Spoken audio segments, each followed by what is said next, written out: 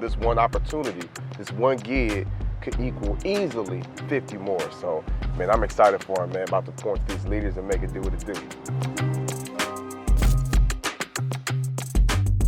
We came a long way, that's what the song say. And I can do all things, I can do all things, yeah, I can do all things, yeah. Man, back on the road again, headed to Dallas, Texas. It's been crazy, man, the last few weeks. This last week I was in West Virginia speaking, went to Missouri and Arkansas, then we had an elite speakers mastermind in Cancun, Mexico. Matter of fact, I just got back in town from Mexico yesterday, and today, man, took Jewel on a school tour at this private school we thinking about putting her in, but man, me and the squad, we on the way to the airport now, headed to Dallas to speak for an organization, this conference for superintendents. So, man, super excited to pour into those leaders and show them how they can take their district to the next level, man. Let's get it.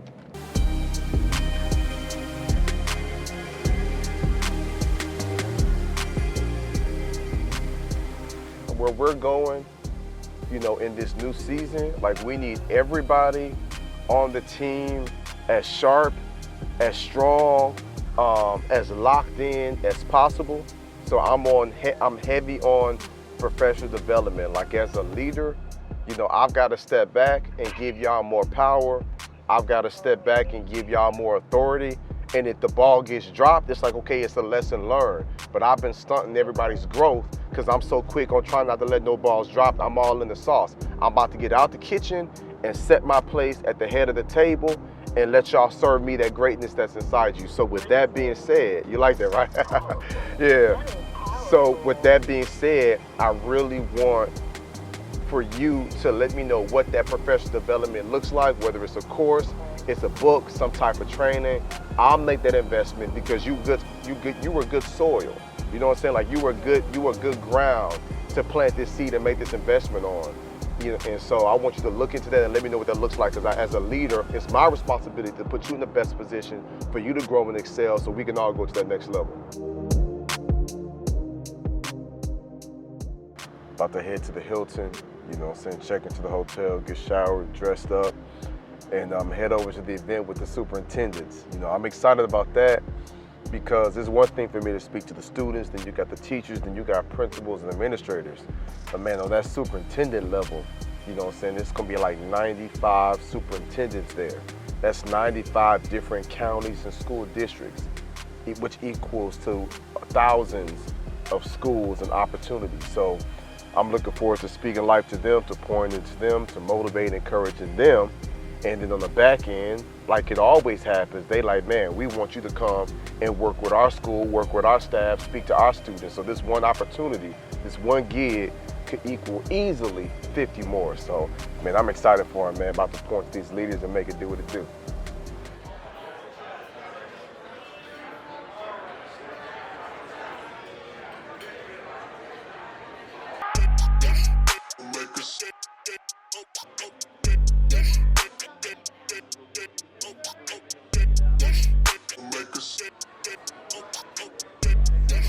There's nobody I can talk to. I feel like none of my friends are operating at this level. None of my friends have payroll like this. They have the pressure of clearing. Like none of my friends have a wife that's having all these different challenges, and you gotta put a smile on her face while smiling for other people and trying to find a little light on the inside. Like people, my friends be wondering, like, Jeremy, why do you wake up at 3 or 4 o'clock in the morning? And y'all forgive me, I'm a man of faith. I'm like, man, I gotta sit at his feet. I'm like, I need prayer. Like, this is hard to lead a team of people, to lead my family, to be the man I've been called to be, and speak and motivate, and travel, and operate with integrity. It's not easy. And so I'm letting you educators and you administrators and superintendents know, like, I understand how challenging it can be, but that's what makes you powerful. Amen. Keep up the good work. Amen. We'll do. Appreciate that, man. It means a lot. Well, blessings to you. It's a great story. Yes, sir. You've got all the glory. Amen to that. Right, Amen. take care. Appreciate it. But we just appreciate so much what you're doing. Thank you so much. Thank you. Take care. Thank you. Yes. Good job. Thank you. Appreciate it. Good. I'm gonna keep it here with me. Appreciate it. Man, so great morning. You know what I'm saying? Another quick in and out trip. Spoke last night for the Superintendent Symposium with District 7. You know, they had 90 different superintendents from all over Texas that was here, so it was really good to do that. And I was up at 4.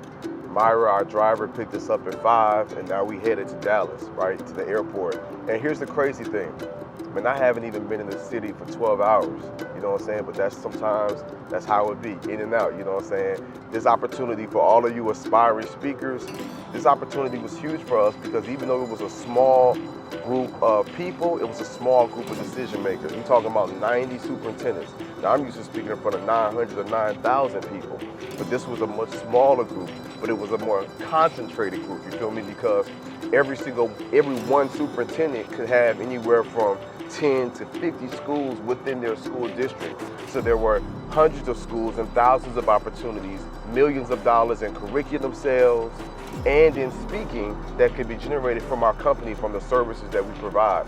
So for all you aspiring or current speakers and everybody that's in our Next Level Speakers Academy, like, let this be a lesson learned. You never know how one opportunity can open up doors to 20 more. And man, that's been the story of my life. And so I wasn't just excited about the event to speak because of the potential opportunities. Like, I'm not really on that.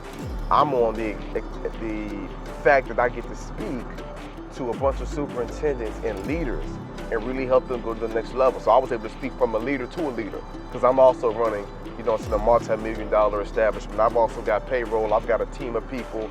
I've got executives in place, so I know how it is and sometimes how isolating it can be as a leader. And so I was just letting them know some of my challenges in leadership in some areas I grew, and then really challenged them and encouraged them and celebrated them to take their, you know, their districts to the next level. And so yeah, it felt really good, and we had a good time, man. So I got in, I did the work, and now I'm heading right back. And that's what leaders do, right? Real leaders are focused.